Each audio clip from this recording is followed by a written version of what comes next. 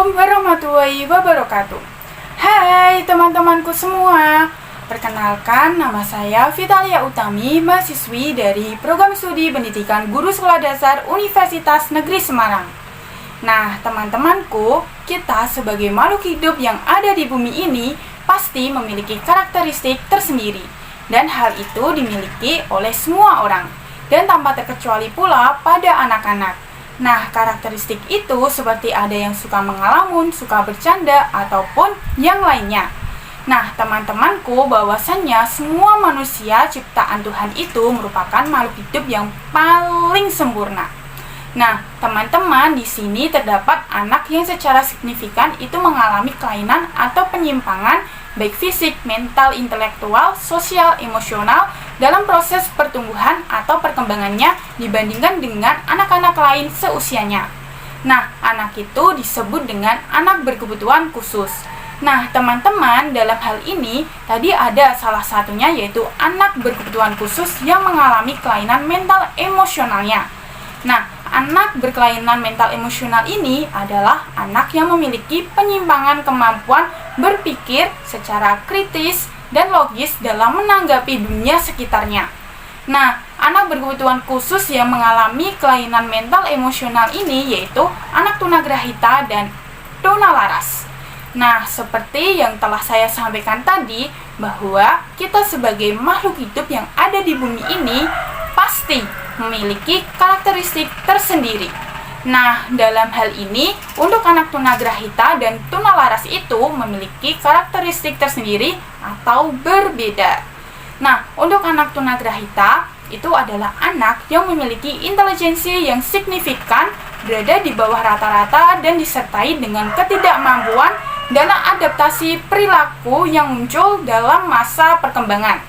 Nah, anak tunagrahita itu diklasifikasikan berdasarkan pada tingkatan EQ-nya, di mana antaranya yaitu tunagrahita ringan dengan EQ 51 sampai 70, lalu tunagrahita sedang dengan EQ 36 sampai 51, kemudian tunagrahita berat dengan EQ 20 sampai 35, dan selanjutnya tunagrahita sangat berat dengan EQ di bawah 20. Nah, dalam hal ini karakteristik anak tunagrahita lebih spesifik berdasarkan berat ringannya kelainan, di mana karakteristik itu antaranya yaitu mampu didik.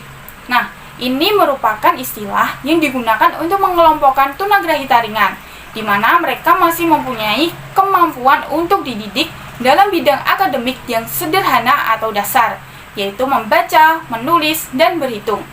Lalu, selanjutnya, mampu latih. Nah, anak tunagrahita mampu latih secara fisik sering memiliki atau disertai dengan kelainan fisik baik sensorik maupun motorik. Bahkan hampir semua anak yang memiliki kelainan dengan tipe klinik masuk pada kelompok mampu latih, sehingga sangat mudah untuk mendeteksi anak mampu latih. Nah, kemudian selanjutnya perlu rawat.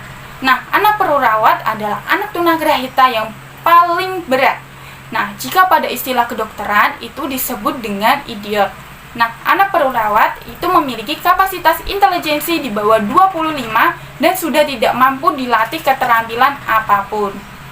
Nah, teman-teman, itu tadi karakteristik pada anak tunagrahita. Nah, lalu apa saja ya untuk karakteristik pada anak tunalaras yang juga merupakan anak berkelainan mental emosional?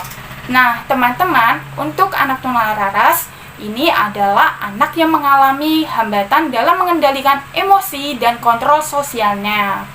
Nah, dalam hal ini, untuk karakteristik anak tunalaras, ini antaranya yaitu hubungan antar keluarga, teman sepermainan, teman sekolah ditanggapi dengan tidak menyenangkan.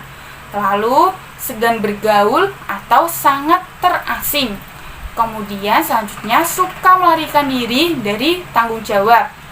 Kemudian suka menangis, kecewa, berdusta, menipu, mencuri, menyakiti hati, ataupun sebaliknya.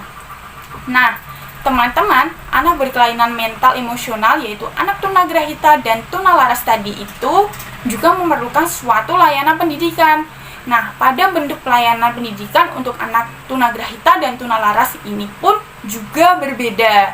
Nah, teman-teman, untuk bentuk pelayanan pendidikan yang dapat diberikan kepada anak tunagrahita itu antaranya ada kelas transisi, lalu sekolah khusus yaitu sekolah luar biasa bagian C dan C1, kemudian pendidikan terpadu, lalu selanjutnya program sekolah di rumah, kemudian program inklusi, lalu yang terakhir yaitu panti rehabilitasi.